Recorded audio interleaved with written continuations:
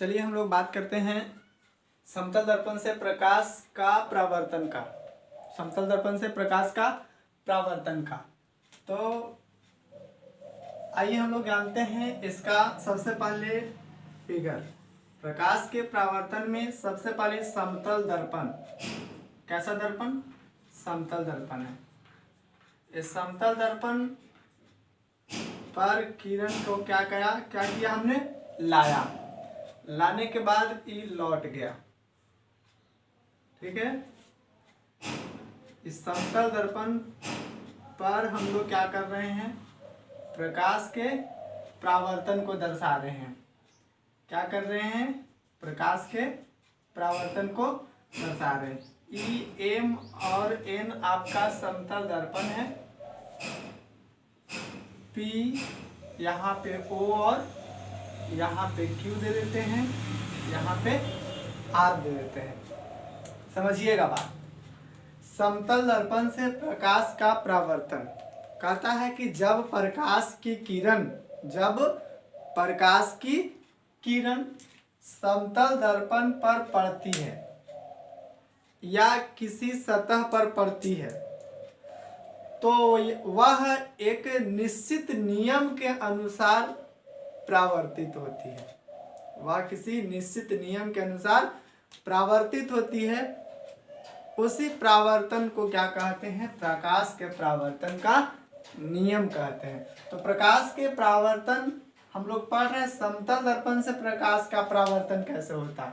तो समतल दर्पण पर प्रकाश स्रोत से प्रकाश की किरण आया पीओ और ओ बिंदु पर से क्या कर गया? परावर्तित हो गया, लौट गया। और इस पर एक क्या किया गया? अभिलंब डाला गया। इसको समझने के लिए कुछ पॉइंट हैं, कुछ पद है। समतल दर्पण के परावर्तन के नियम को समझने के पहले समतल दर्पण से परावर्तन, प्रकाश का जो परावर्तन है उसके नियम को समझने के पहले कुछ बिंदु पर ध्यान दिया जाए। क्या किया जाए? कुछ बिंदु पर ध्यान दिया जाए जो समतल दर्पण से प्रकाश का परावर्तन से प्राप्त होती है। बिंदु हमारा क्या है? आपतित किरण। बिंदु क्या है? आपतित किरण, जिसको हम लोग बोलते हैं इंसाइडेंट रे। इंसाइडेंट रे बोला जाता है। आपतित किरण, जैसे नाम है इसका, आपतित माने आने वाला। आपतित कहने का मतलब आने वाला। जब प्रकाश स्रोत से प्रकाश आती है, किस पर आएगा? तो सतह पर आएगा। कौन सी सतह है?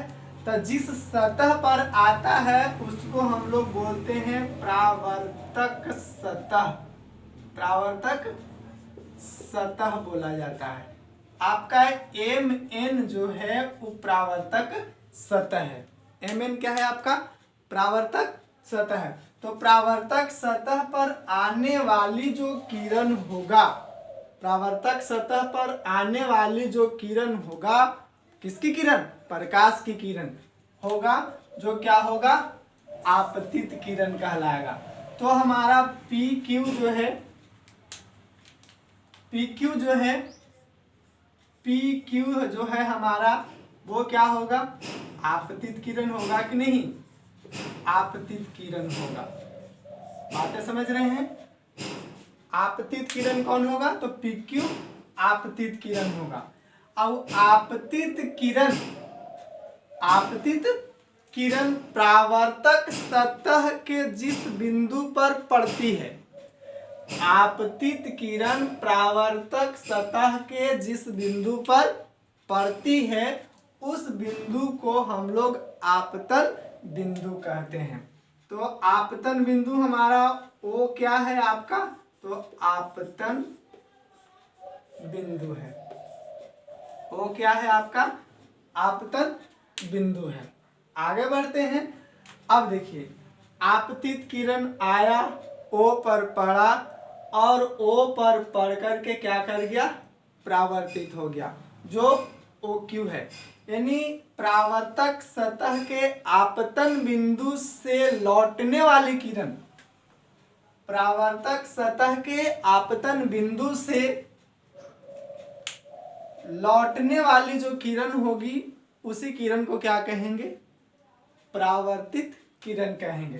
तो हमारा ओ क्यू जो होगा वो परावर्तित किरण होगा कि नहीं, परावर्तित किरण, परावर्तित किरण होगा।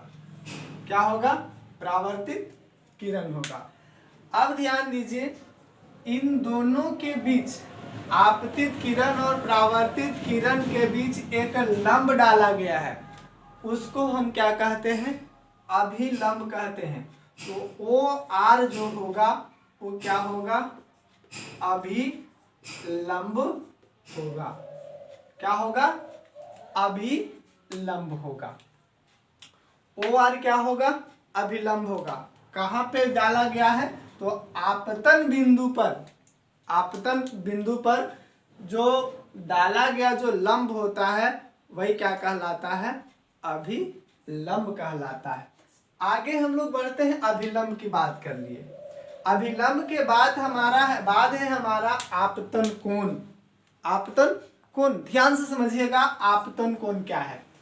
आपतन कोण में ध्यान दीजिएगा, आपतन यहाँ पे आपतित, आपतन और आपतित, तो आपतित किरण, आपतित किरण और अभिलंब के बीच जो कोण बनता है, आपतित किरण और अभिलंब के बीच जो कोण बनता है वो कौन सा कोण कहलाएगा, आपतन कोण कहलाएगा।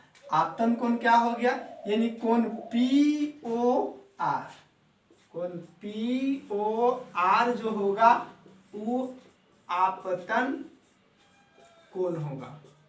होगा कि नहीं, फिर से ध्यान से सुन लीजिए, आपतित किरण और अभिलंब के बीच बना कोण आपतन कोण कहलाता है। तो कोण पी ओ आर जो है वो क्या है, आपतन कोण है। आगे हम बढ़ते हैं, परावर्तन कोण।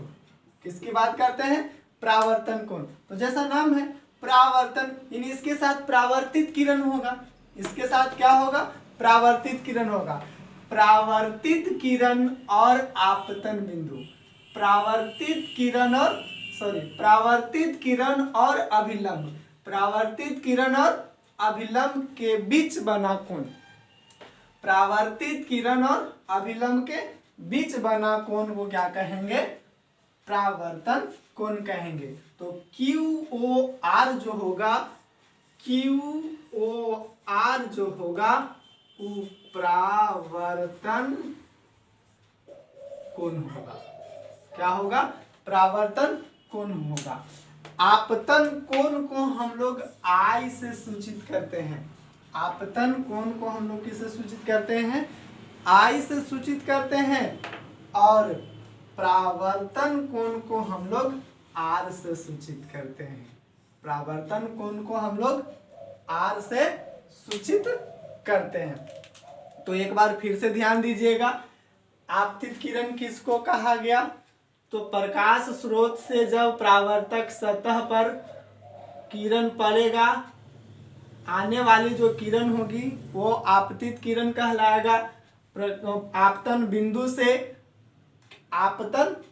से टकराकर जो लौटेगी, लौटने वाली जो किरण होगी वो क्या कहलाएगा,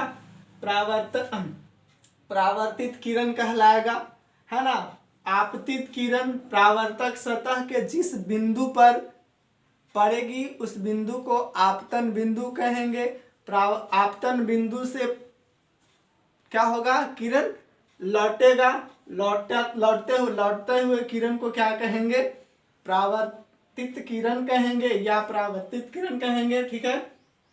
अभिलंब क्या होगा, तो आपतन बिंदु पर डाला गया जो लंब होगा वो अभिलंब कहलाएगा। आगे है आपतन कोण, तो आपतित किरण और अभिलंब के बीच बना कोण आपतन कोण कहलाएगा। आपतित किरण और अभिलंब के बीच बना कोण क्या कहलाएगा, आपतन कोण कहलाएगा। परावर्तित किरण और अभिलंब के बीच बना कोण कहलाएगा परावर्तन कोण। परावर्तित किरण और अभिलंब के बीच, परावर्तित किरण और अभिलंब के बीच बना कोण क्या कहलाएगा? परावर्तन कोण कहलाएगा। इतनी बातें समझ में आई होगी।